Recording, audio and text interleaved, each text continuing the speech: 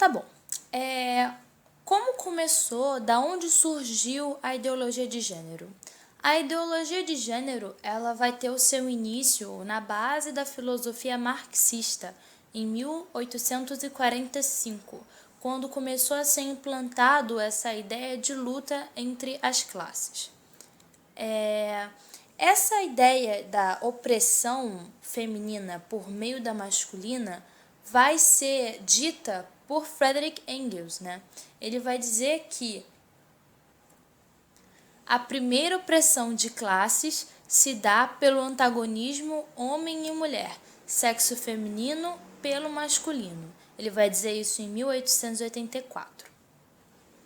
O que ele está querendo dizer aí é que justamente essa diferença entre o feminino e o masculino é a primeira opressão.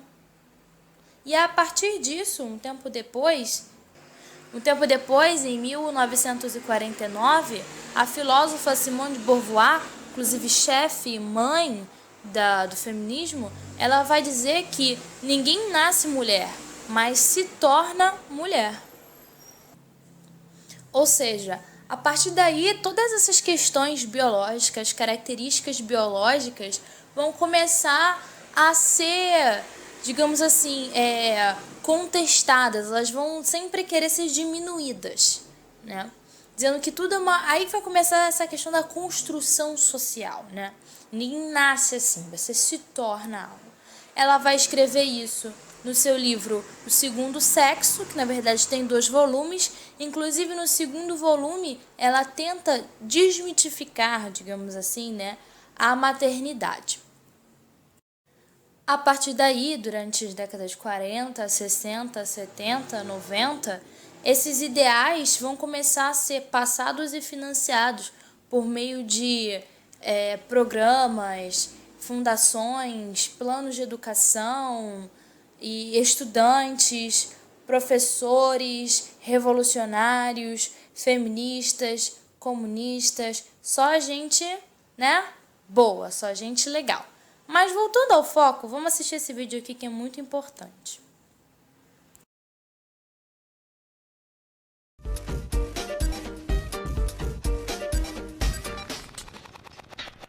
Dr. Christian, o que é a ideologia de gênero?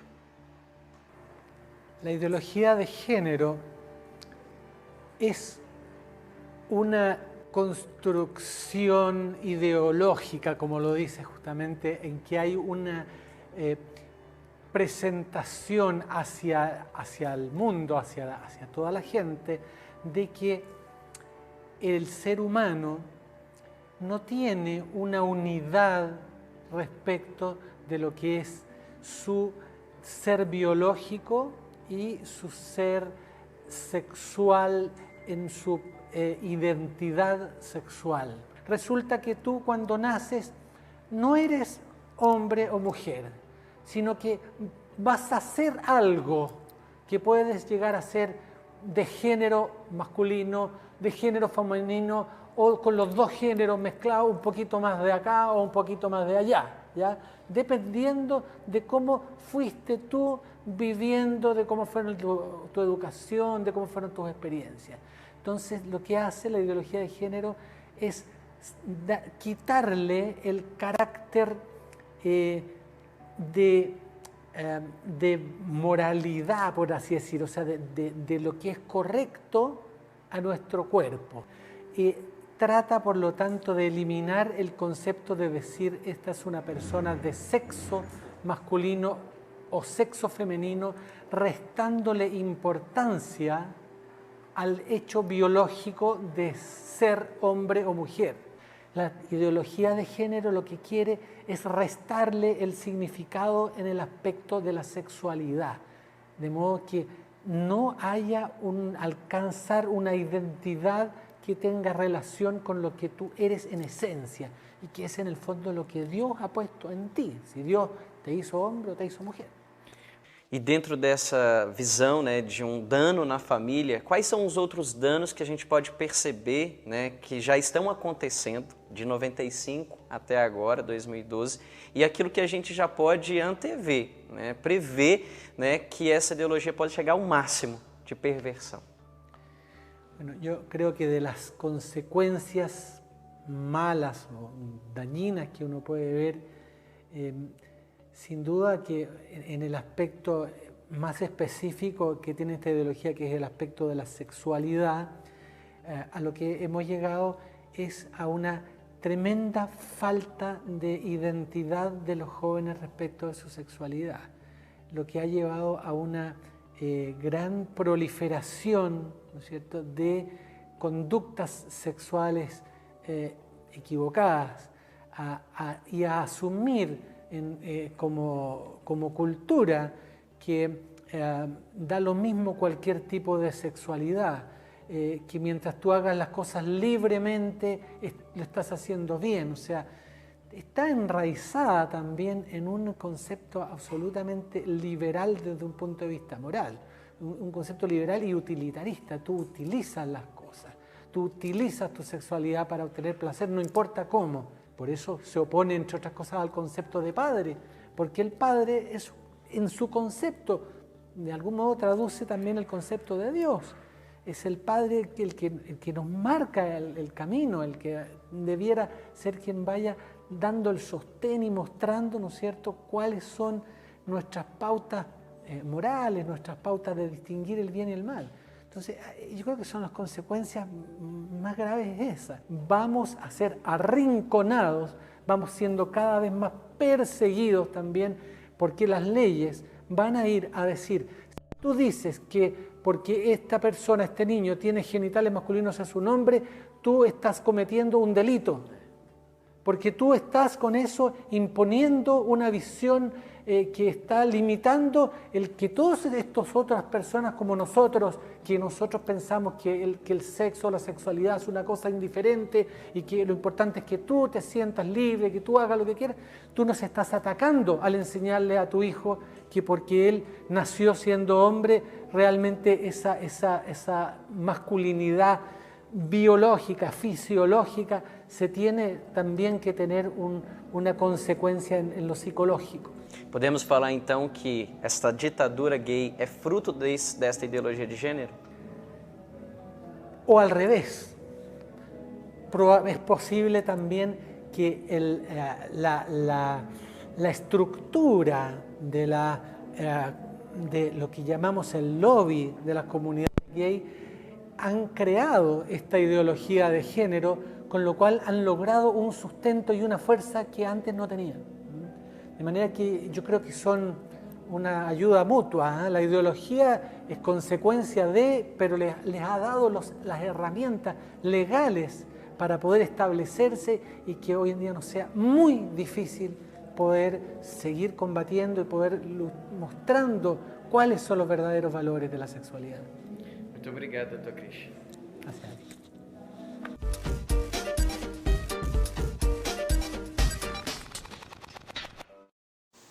Então, para ficar melhor aqui a linha de raciocínio, o pensamento, o foco do vídeo, né? E as coisas que eu vou interligar umas com as outras, porque a ideologia de gênero, ela não é só isso. Ela envolve muitas outras coisas.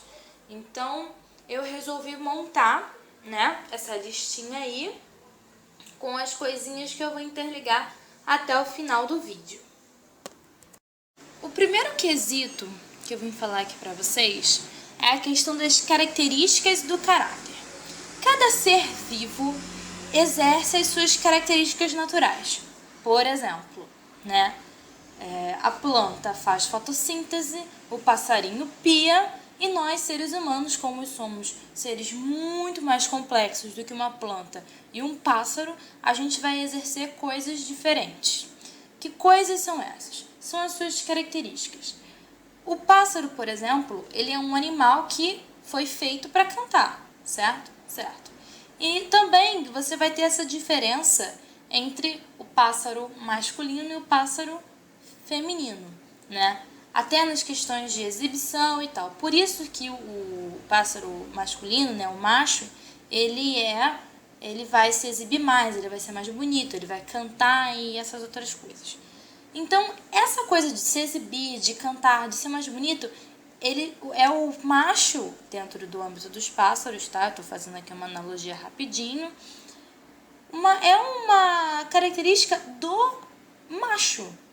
Então, ele cantando, sendo mais bonito, se exibindo para a fêmea, ele está exercendo uma característica dele. Isso você pode analisar em vários outros animais. No caso dos pássaros, é uma questão...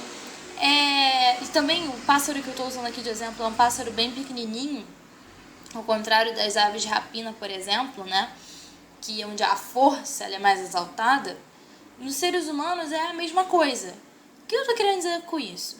É que a questão de exercer as suas características, juntamente com o seu caráter, é fundamental para a psicologia e desenvolvimento humano. Porque quando você sabe quem você é, quando você sabe a sua identidade e a sua sexualidade está altamente atrelada à sua identidade, você vive bem, você vive melhor. Então, quando você se torna uma folha em branco, quando você fica livre, sabe? Digamos assim, entre aspas, essa questão de livre, você simplesmente se questiona: quem sou eu? E você não é a pessoa capacitada para responder isso, porque quem responde isso é a biologia. Então, essa questão de sexualidade, ela é atrelada, sim, à identidade e à sua psicologia. Essa dúvida, acaba gerando depressão, onde a pessoa não sabe quem ela é de verdade. Além do fato de que isso pode causar por causa de uma sexualidade desenfreada, né? O mundo se tornaria simplesmente uma baderna sexual coletiva.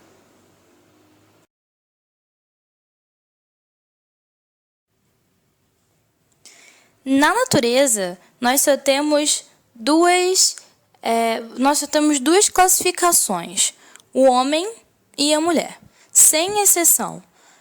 O homem e a mulher, eles se completam, um complementa o outro. E uma prova disso é a fecundação, porque se o homem e a mulher não fossem um complemento do outro, não haveria fecundação. Da mesma forma que o espermatozoide necessita do óvulo, o óvulo necessita do espermatozoide.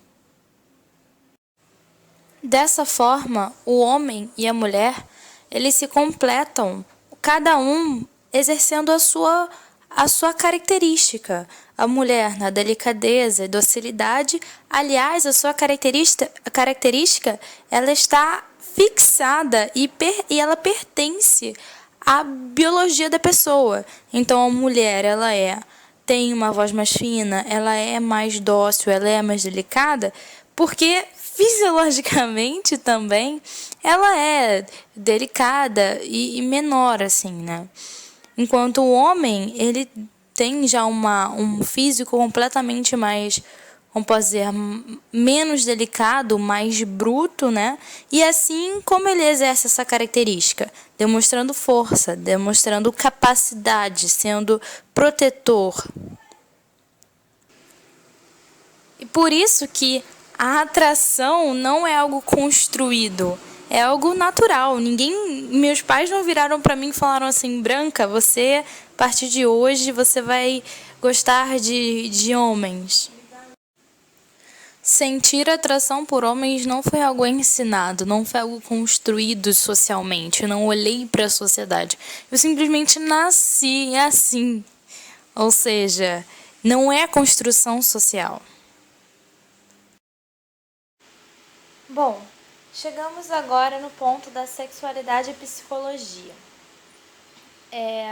Para esse quesito, eu resolvi trazer para vocês um caso muito importante, que, para não ficar repetido o que eu falei antes, dessa coisa de você ter a sua identidade, enfim. E eu trouxe o caso Reimer, né? Eu acho que eu pronuncio o nome certo, Reimer. Se não for Reimer, é Raymond. Então, vamos lá. David Reimer, na verdade Bruce, ele nasceu normalmente como um menino. O problema foi que ele, junto com seu irmão gêmeo, Brian, foram diagnosticados com fimose. Para isso, Bruce passou por uma cirurgia que acabou não tendo sucesso, fazendo com que o pênis de Bruce ficasse completamente danificado. O que não aconteceu com Brian, já que com ele a doença simplesmente desapareceu.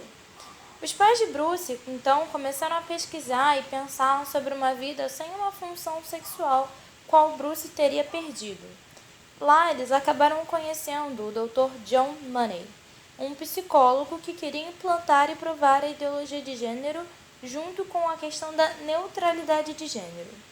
Então, assim, os médicos e os pais de Bruce chegaram num ponto de que seria melhor que Bruce virasse menina do que buscasse outras formas de continuar sendo homem.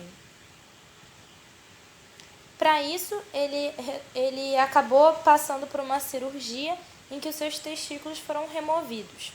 A partir daí, o nome dele mudou de Bruce para Brenda.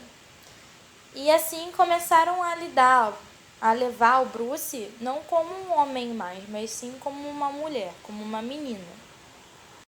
Sendo bem honesta agora, a vida de David, de Bruce, foi praticamente destruída por causa da ideologia de gênero e por causa desse médico.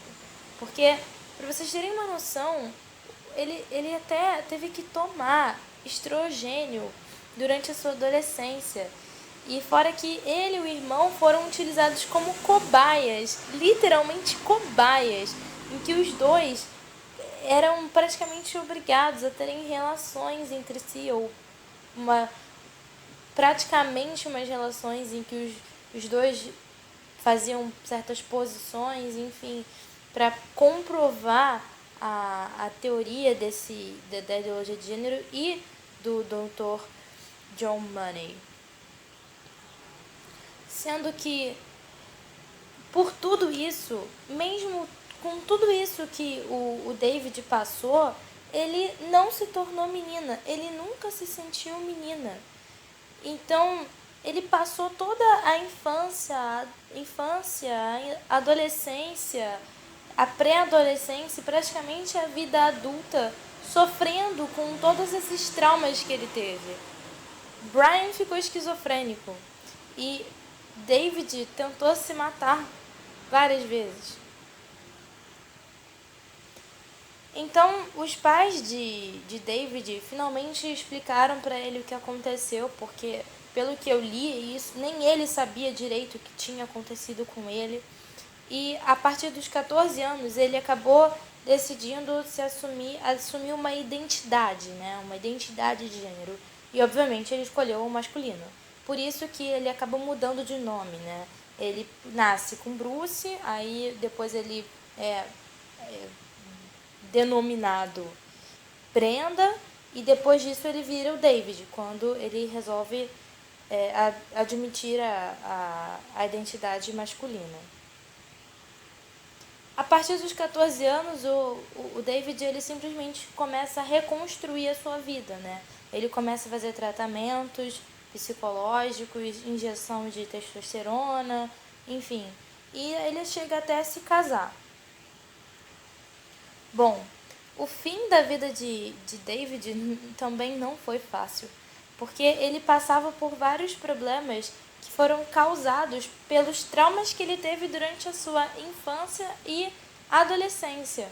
Então ele teve que passar por um desemprego e a morte de seu irmão, que foi causada por uma overdose de antidepressivos em 2002.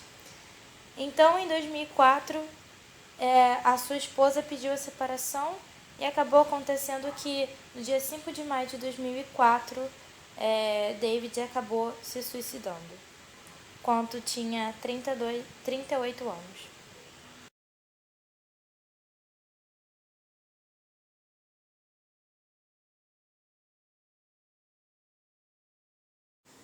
Finalmente chegamos na parte onde eu concluo todos os pontos interligando com o último ponto. Chegamos à família, educação e igreja. Os seres humanos, ao longo dos tempos, eles foram se agrupando em comunidades. Dessas comunidades, obviamente, essas comunidades foram muito importantes para a continuidade da espécie humana. Obviamente que dentro dessas comunidades você havia a figura do pai, protetor, a figura da mãe, que cuidava, e a figura dos filhos, que mais tarde seriam pais e mães. Então, com o passar dos tempos, a imagem da família começou a ser cada vez mais consolidada e propagada. No entanto, ultimamente, foi criado esse conceito de família que começou a querer ser quebrado. Vamos quebrar esse conceito de família tradicional. Vou ser bem clara aqui para vocês. Não existe família tradicional. Como assim não existe família tradicional, Branca? Simples, existe família. Se é família ou não. Não tem essa coisa de família tradicional. É ou não é família? Então, o que é uma família? Aquilo que gera vida, ou seja, um homem, uma mulher e seus filhos.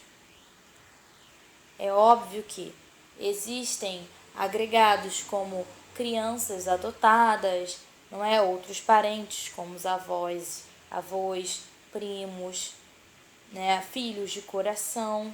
No entanto, o conceito não, mas a figura, a postura, a conduta de pai e mãe, a personalidade de pai e mãe, maternidade e paternidade, que só cabe àqueles indivíduos e isso é uma coisa que não é a construção social, não foi algo criado, não foi algo estabelecido, sim algo que veio junto com a própria biologia. A mãe, a mulher, possui a maternidade e o pai, o homem, possui a paternidade. Só que com esses projetos e movimentos revolucionários, a intenção dessas pessoas é o que? Destruir por todo a família, destruir de todos os jeitos a família, porque assim nós temos cidadãos mais fáceis de manipular, e descartáveis, porque a família, ela não instrui, ela educa, ela forma o cidadão. Ou seja, tudo começa com a família. Ou seja, nós vamos criar planos de educação, que acaba com a igreja e com a família também. Aí a gente, mata 2 coelhos com um soco só. E assim nós conseguimos fazer o que com o nosso país? Queremos fazer o que com o nosso país? Simples, uma revolução que vai fazer com que o nosso país viva o que? Uma ditadura. É isso que eles querem fazer. Ou seja, nós vamos deturpar a Bíblia, deturpar o sentido da família, nós vamos deturpar a igreja, nós vamos acabar com todos esses que atrapalham o nosso caminho, nós vamos utilizar as escolas para alienar cada vez mais os alunos, vamos utilizar os professores como meios de persuasão e manipulação, e assim pronto, está tudo feito. Vamos quebrar e deturpar também a biologia, Vamos aprovar o aborto para que assim nós possamos ganhar um dinheiro absurdo, E pronto, já está tudo feito, gente. Assim nós conseguimos chegar ao quinto quesito, que é a revolução. Simplesmente isso. Tudo que eu quis falar para vocês aqui nesse vídeo foi que todas essas medidas são caminhos para a revolução. Eles querem acabar com o nosso país, eles querem acabar com a dignidade humana, eles querem deturpar tudo e até aquilo que não dá para ser deturpado. Ganharemos mortos, pessoas vítimas, vamos ter principalmente o que como produto? O caos da sociedade, o caos da dignidade, o caos de tudo.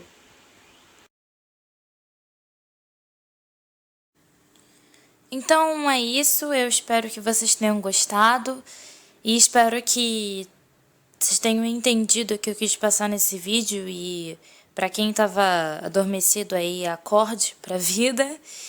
E é isso, eu vou tentar sempre deixar o canal aqui ativo. E é isso, curtam, compartilhem. É isso aí, espalhem a palavra. Um beijo da Branca.